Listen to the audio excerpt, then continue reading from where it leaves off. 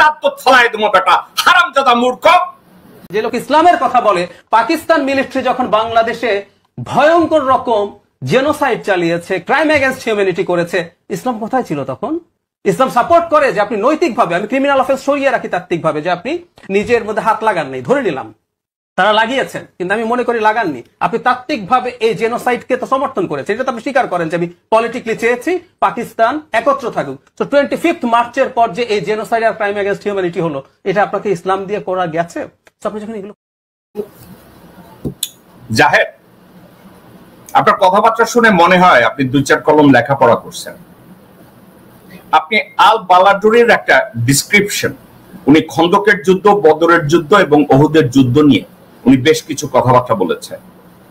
প্রথম কথা আমি আপনাকে সাজেস্ট করব আপনি ওইগুলো একটু ভালো করে পড়েন, এবং পড়ার সময় keep your mind open. Zahed, থাপায়া দাঁত তো ফলাই দেবো বেটা হারামজাদা মূর্খ, মিসইন্টারপ্রেট করিস কেন? এই হারামজাদা কত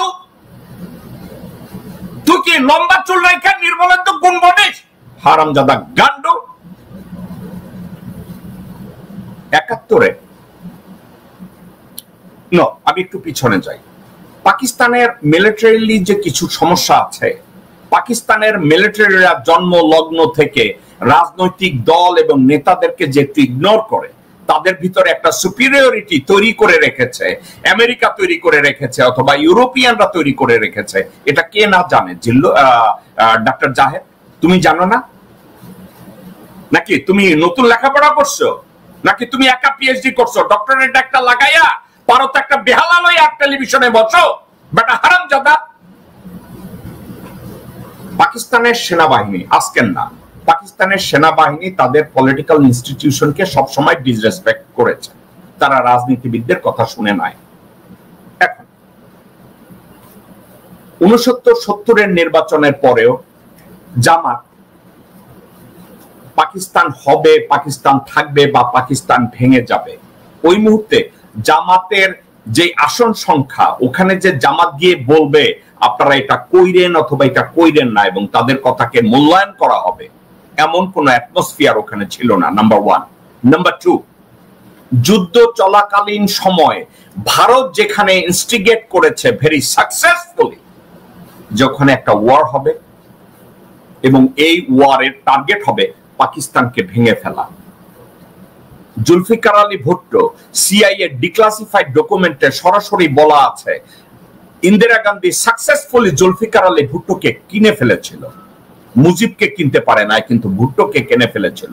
ভুট্টোকে ইন্দিরা গান্ধী বলেছিল তুমি মুজিবের সাথে যত মিটিং এ বসো কোনো অসুবিধা নাই, কিন্তু মুজিবের কোন শর্তে তুমি রাজি হবে না। জাহেদ, তুমি কি এটা পড়ছো নাকি তুমি পড়ো না? আজকে জামাত ইসলামের কথা তোমার বললে তুমি কি আধুনিক হয়ে যাবা? তুমি কি দেখাবা যে তুমি এই যুগের মাসিয়া? বেটা হারামজাদা, যুদ্ধকালীন সময় রাজনৈতিক নেতৃবৃন্দ অনেক সময় মিলিটারিলি ইন্টারভিন করতে পারে না। একটা জায়গার দিকে দেখ বেটা, সিন ফেনের নেতা জেরি আদম আইরিশ রিপাবলিকান আর্মির যখন ওখানে ক্যাথলিক এবং ব্যাপটিস্ট ওখানকার খ্রিস্টানদের সাথে যুদ্ধ কন্টিনিউয়াসলি হইতেছিল, আমি নিজে জেরি আদমের সাথে পিজে মোরান নামে একটা রেস্টুরেন্ট, আমি অনেক সময় বলছি didn't have any control over IRA. Gerry Adam আমাকে সরাসরি বলছিল, জেকব, একটা যুদ্ধকালীন সময় ফিল্ড কমান্ডাররা ইউজুয়ালি রাজনীতিবিদদের প্রেসক্রিপশন শুনলেও অনেক ক্ষেত্রে আমাদের কোনো কন্ট্রোল থাকে না, এটা বাস্তবতা। আমাদের মহানবী ছিলেন সর্বকালের সর্বশ্রেষ্ঠ কমান্ডার। উহুদের যুদ্ধে আমাদের নবী সঠিক প্ল্যান করেছিলেন, বলেছিলেন এই জায়গায় অ্যাসাইন তুমি থাকবা, এইখানে তোমার এই ভূমিকা, ওইখানে এই ভূমিকা। কিন্তু যুদ্ধক্ষেত্রে অনেকে তার কথা শুনেছে, অনেকে তার কথা শুনে নাই। রেজাল্ট, উহুদের যুদ্ধে মুসলমানরা হেরেছে। এখন ওখানে আমাদের মহানবীর ফেলিউরকে দায়ী করা যাবে না। জামাত ইসলামকে আমি ধোয়া তুলসী পাতা বা এমন কিছু প্রমাণের চেষ্টা করি না, কিন্তু একটা কথা জাহেদ, তোমার ভুললে চলবে না। 1971 সালে পশ্চিম পাকিস্তানি মিলিটারিরা, যেটাকে আমরা অ্যাট্রোসিটিস বলি, ওখানে একটা কথা তুমি কেন ভুলে যাও, বা যারা ৭১কে পূজা করে তারা কেন ভুলে যায় যে ৭১-এ যত লোকজনরা মুসলমান নামধারীরা পাকিস্তানের সাথে বেইমানি করেছিল, নিজ ভূখণ্ডের সাথে বেইমানি করেছিল,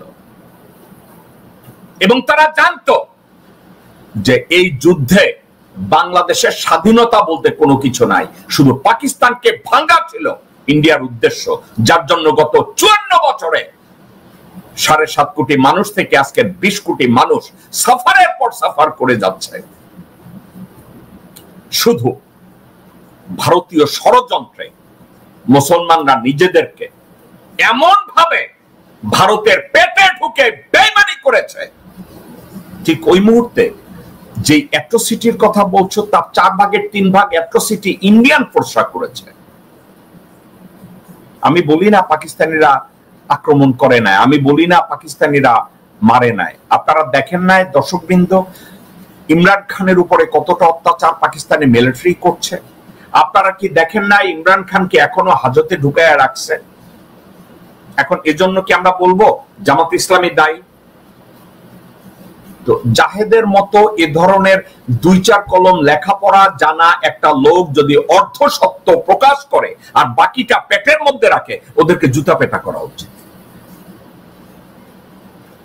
দর্শকবৃন্দ, একটা বিষয় আমি সব সময় কথা বলি, সে কথাটা হচ্ছে এই, জামাত ইসলামকে দোষ দেওয়ার জন্য মনে হয় দেশের বুদ্ধিজীবী চক্র উলঙ্গ হইয়া দাঁড়ায় থাকে, এই বুঝি জামাতকে বোধ হয় ধরা যায়, জামাতকে বুঝি রাজাকার আখ্যা দেওয়া যায়, জামাতকে বুঝি উলঙ্গ করে পিটানো যায়। তাদের একটা মানসিকতা। ফজা আছে একজন, ফজার সাথে আরো ভাইজানেরা আছে, কথায় কথায় দুদু আছে রাজাকার বলার জন্য, চান্দাবাজ আব্বাস আছে একজন, মানে রাজাকার বলার জন্য যারা দাঁড়ায় থাকে। কিন্তু সত্যিকার অর্থে কেউ যদি একবার চিন্তা করে দেখে যে যুদ্ধ সে তো যুদ্ধ, যুদ্ধক্ষেত্রের উপরে কার নিয়ন্ত্রণ থাকবে অথবা থাকবে না, it's a different way of thinking. আমি জামাতের ব্যাখ্যা থেকে বিভিন্ন জায়গা থেকে অনেক জায়গায় আমি দ্বিমত পোষণ করি, কিন্তু এই কথাটা আমি বলতে চাই না যে ৭১-এ যে অ্যাট্রোসিটিস হয়েছে জন্য জামাত দায়ী। এ ধরনের জামাতের ঘাড়ে যারা এ ধরনের দায়ভার চাপাতে চায়, তারা জাস্ট নিজেদেরকে জ্ঞানী বানাতে চায়, ভারতের ন্যারেটিভের সাথে তারা একাত্মতা পোষণ করতে চায়, একটু গরুর মুত অথবা গোবর খেতে চায়।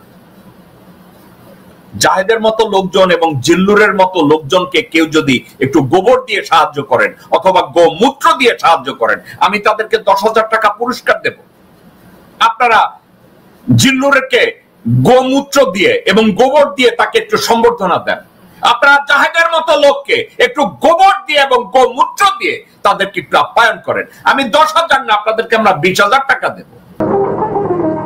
কারা রইল বোকাপাট, কারা রইল বোকাপাট, ভেঙে ফেল কর রেলপাট, রক্ত জমাট শিকল পুজোর ভাষণ বেদি। ওরে ও তরুণ নিশান, ওরে ও তরুণ নিশান, বাজা তোর গলায় বিশাল ধ্বংস নিশান, প্রাচীর প্রাচীর ভেদি। কারা